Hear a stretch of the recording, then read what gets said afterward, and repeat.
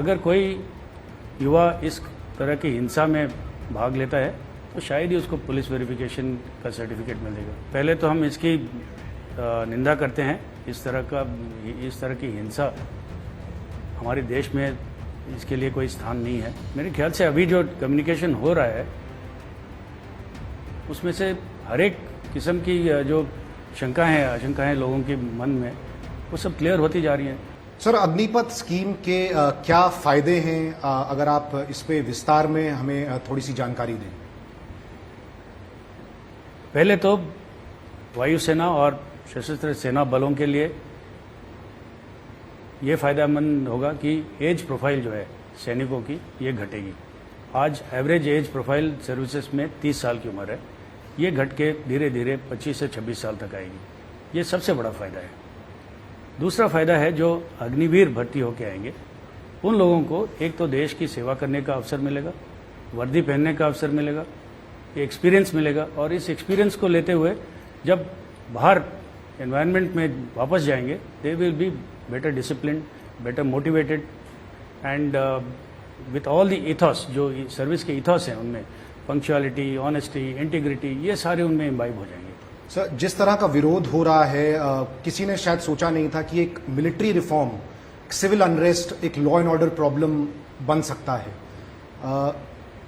क्या रक्षा मंत्रालय ने या आर्म फोर्सेज में या खास करके एयरफोर्स में, आप एयरफोर्स के लिए ही बात कर सकते हैं, इसकी कोई भी तैयारी की गई थी कि अगर इस तरह का बैकलैश होगा तो क्या इसको कैसे डील करेंगे?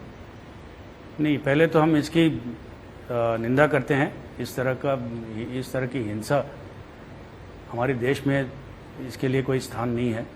अगर किसी युवा को किसी भी चीज़ के बारे में अगर पूरी जानकारी ना हो तो बहुत सारे तरीके हैं वो जानकारी प्राप्त करने के लिए। हिंसा के माध्यम से ये कोई हल नहीं हो सकता ये।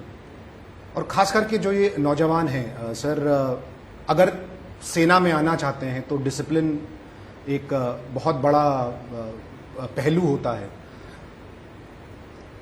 अगर जो लोग ये पकड़े गए इस तरह के उपद्रव करते हुए तो शायद दरवाजे बंद होंगे इनके सेना में आने के लिए। तो अगर आप एक मैसेज देना चाहें हमारे माध्यम से ऐसे यूथ को तो आप बताएं सर। जो भी सेना में भर्ती होना चाहता है, जब पूरा सिलेक्शन प्रोसेस, एग्जामिनेशन, मेडिकल सब खत्म हो जाता है, उसमें अंतिम स्टेप होता है पुलिस वेरिफिकेशन। तो अगर कोई युवा इस तरह की हिंसा में भाग लेता है तो शायद ही उसको पुलिस वेरिफिकेशन का सर्टिफिकेट मिलेगा। तो मतलब कि एक तरह से रास्ते बंद हैं अगर उस पुलिस वेरिफिकेशन में नेगेटिव रिपोर्ट आ जाए। नेगेटिव, बिल्कुल। सर, एक जो बड़ा सवाल और है कि किस तरह से रिफॉर्म आएगा। 4 साल जो लोग काम करेंगे फिर उनको छोड़ना पड़ेगा, लेकिन जो लोग रह जाएंगे, ये कहा जा रहा है कि एक बहुत ही रोबस्ट सिस्टम इन प्लेस होगा। तो किस तरह का रिफॉर्म देख रहे हैं सर? पहले तो हमारी ट्रेनिंग स्कीम में पूरी तरह से बदलाव लाया जाएगा। ट्रेनिंग अब इस समय हमारी होती है, जो टेक्निकल ट्रेड्समैन है उनके लिए 2 से 2.5 साल तक ट्रेनिंग होती है, और ये लगातार होती है। जब से ज्वाइन करते हैं 2.5 साल की इनकी ट्रेनिंग चलती रहती है।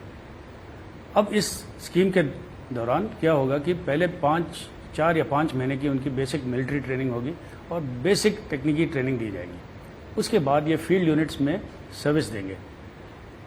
उसके दौरान उनकी असेसमेंट किया जाएगा उनका कि ये किस काम के काबिल हैं, इनकी एप्टीट्यूड किस तरफ है, टेक्निकल एप्टीट्यूड है, नॉन टेक्निकल एप्टीट्यूड है।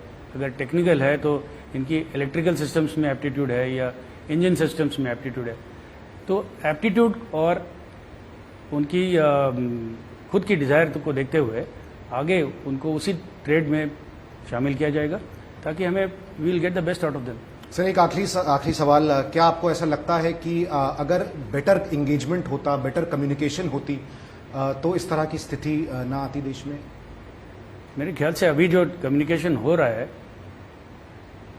उसमें से हर एक किस्म की जो शंकाएं आशंकाएं लोगों के मन में वो सब क्लियर होती जा रही हैं।